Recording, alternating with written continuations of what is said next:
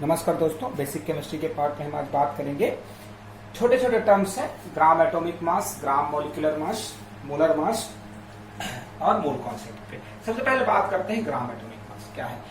जब किसी एटम के मास को हम डायरेक्ट रिप्रेजेंट करते हैं तो वो एटॉमिक मास कहलाता है। उसकी यूनिट होती है AMU या U। AMU मतलब एटॉमिक मास यूनिट या यूनिट सिंपल, ठीक है।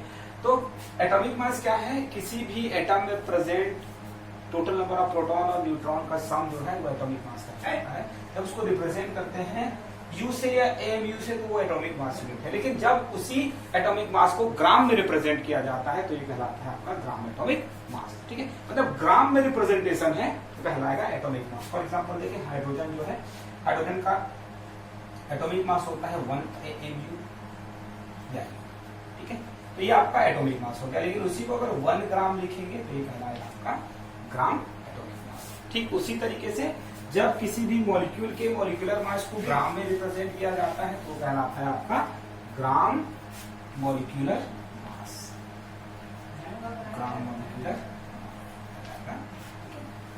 देखिए फॉर एग्जांपल हमने कल देखा था कि कैल्शियम कार्बोनेट जो है, जब इसका इसका मॉलिक्यूलर मास कैलकुलेट किया जाता है तो आता है 100 AMU या एक ऐसे कैलकुलेट किया जाता है। मैं पिछले वाले वीडियो में आपको समझा दिया था, ठीक है।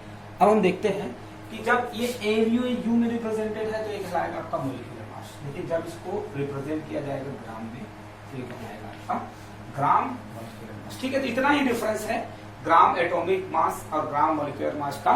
एटॉमिक मास और मॉलिक्यूलर मास से इतना ही डिफरेंस है कि एक में ग्राम से रिप्रेजेंट किया जाएगा तो वो ग्राम एटॉमिक या मॉलिक्यूलर मास हो जाएगा, और ग्राम की जगह U या AMU से यूज किया जाएगा तो मॉलिक्यूलर मास या एटॉमिक मास कहलाएगा, ठीक है। इसके बाद बात करते हैं मोलर मास। मोलर मास क्या है, बेसिकली देखिए मास ऑफ 1 मोल, ठीक है। किसी भी मॉलिक्यूल के 1 मोल का जो मास है वो कहलाता है आपका मोलर मास। 1 मोल, ठीक है। फॉर एग्जाम्पल देखिए HCl ऐसा लिखा है तो कुछ सामने में कुछ नहीं लिखा है, इसका मतलब क्या है 1 है, ठीक है। तो बेसिकली अगर हम देखें तो मोलर मास जो है मॉलिक्यूलर मास के बराबर ही होता है, क्योंकि 1 मोल मतलब उसका सिंपल मॉलिक्यूलर मास होता है, ठीक है। इसमें ज्यादा कुछ भी डिफरेंस नहीं हो सकता। आगे मोल कॉन्सेप्ट। मोल कॉन्सेप्ट क्या है? मोल कॉन्सेप्ट ये है कि दुनिया में जितने भी एलिमेंट, कंपाउंड या मॉलिक्यूल्स हैं, ठीक है, उन सब के 1 मोल जो सबस्टेंस है उसमें टोटल नंबर ऑफ पार्टिकल जो है कांस्टेंट होता है, ठीक है, जिसको एवोगाड्रो नंबर कहते हैं। और उस एवोगाड्रो नंबर की वैल्यू कितनी होती है, ठीक है। देखिए किसी दुनिया में चाहे वो आपका एलिमेंट हो या मॉलिक्यूल हो या कंपाउंड, ठीक है, सबका 1 मोल जो होता है वो एक कांस्टेंट से रिप्रेजेंट किया जाता है जिसको हम लोग कहते हैं एवोगाड्रो नंबर। क्या कहते हैं? Avogadro number. अब इस एवोगाड्रो नंबर को रिप्रेजेंट किया जाता है N0 और Ns, ठीक है। और इसकी वैल्यू फिक्स होती है। कांस्टेंट कहने का मतलब ये कि इसकी वैल्यू फिक्स होती है। कितनी होती है? 6.023 इंटू 10 का पावर, ये इसकी, ठीक।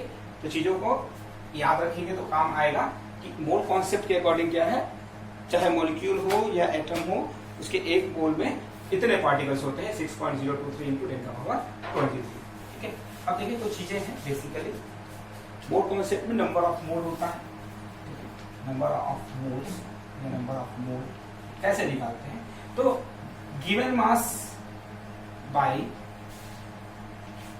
मोलर मास, ठीक है। गिवन मास को मोलर मास से डिवाइड कर दीजिए, फिर आपको जो वैल्यू मिलेगा वो कहलाता है आपका नंबर ऑफ मोल्स, ठीक है। फॉर एग्जाम्पल देखते हैं, अगर हमको 12 ग्राम H2O मोल में कन्वर्ट करना हो तो कैसे करेंगे? तो सबसे पहले देखिए 12 ग्राम क्या है, इसका गिवन मास है, ठीक है।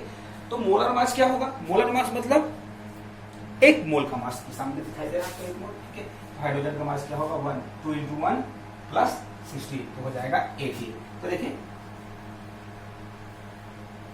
Number of moles of 12 gram H2O। 12 gram H2O में कितने नंबर ऑफ मोल्स होंगे? तो गिवन मास देखिए 12 ग्राम और मोलर मास कितना होगा? 18 ग्राम।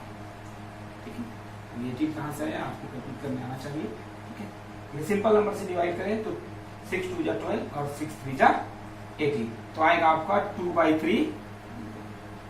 ठीक, ऐसा। और एक और एग्जांपल देखा जा सकता है। सपोज करते हैं 17 ग्राम अमोनिया जो है, अगर इसमें नंबर ऑफ मोल कैलकुलेट करना होगा तो क्या होगा? Number of moles given mass कितना है?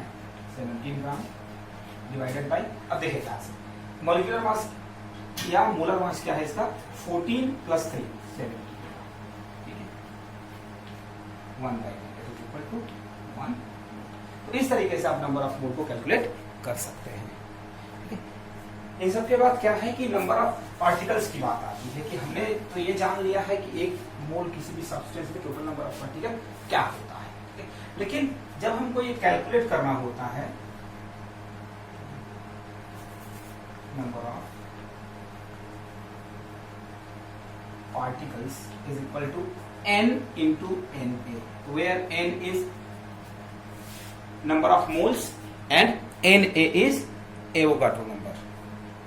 ठीक है, तो एवोगाड्रो नंबर को नंबर ऑफ मोल से मल्टीप्लाई करते हैं। अब एग्जांपल आपको दिया गया है 1/2 H2O।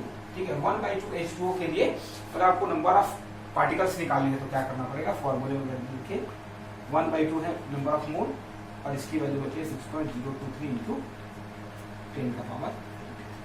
अब देखिए इस तरीके का हो तो सिंपल नंबर को नंबर से मल्टीप्लाई या डिवाइड किया जाए, जो पावर में नंबर्स है उनको ना छेड़ा जाए तो आसान होगा। ठीक है, 6 को 2 से डिवाइड करिए तो क्या आएगा? 3। ठीक है, बाकी को डिवाइड करेंगे तो 0.1 इंटू 10 का पावर। ठीक, तो यह आएगा आपका आंसर। ठीक, अब देखिए कुछ चीजें हैं जिनको आपको याद रखना। ठीक है, एक है नंबर ऑफ मोल्स और दूसरा है ये आपका एवोगाड्रो का वैल्यू। अब कुछ चीजें ऐसी हैं कि अगर आपको ऐसा क्वेश्चन दिया जाए 0.01 मोल H2SO4, ठीक है, इसमें आपको नंबर ऑफ पार्टिकल्स कैलकुलेट करने हैं तो कैसे करेंगे? तो देखिए सिंपल फॉर्मूला है आपका number of moles. Simple formula है number of moles is equal to, sorry हमको पार्टिकल्स निकालने हैं, number of particles equal to number of mole कितना है? 0.01। ठीक है, 0.01। एवोगाड्रो नंबर की वैल्यू फिक्स है 6.023 इंटू 10 का पावर। ठीक है, अब देखिए ये 0.01 को आप ऐसे भी लिख सकते हैं 1/100। 1/100 भी लिख सकते हैं। ठीक है, या आप इसको लिख सकते हैं इस तरीके से 10 का पावर। ठीक है, तो जो आपको आसान लगे। ठीक है, ऐसे लिखिए, कोई समस्या नहीं है।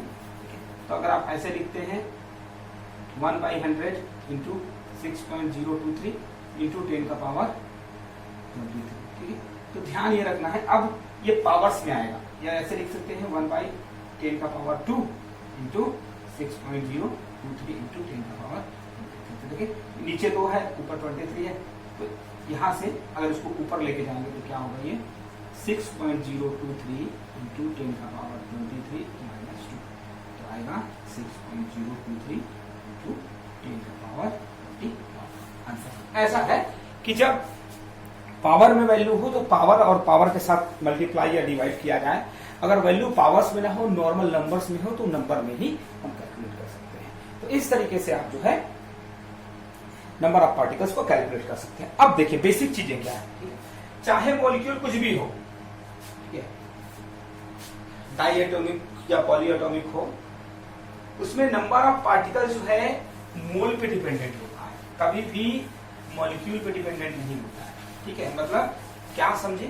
समझना यह है आपको कि 1 मोल H2O और 1 मोल H2SO4, ठीक है। दोनों में नंबर ऑफ पार्टिकल्स इक्वल होंगे, क्योंकि फॉर्मूले में अगर आप वैल्यू रखेंगे तो दोनों के लिए वैल्यू आएगा आपका 6.023 × 10⁻23, ठीक है। उन चीजों को याद रखेंगे और समझने का प्रयास करेंगे। Thank you.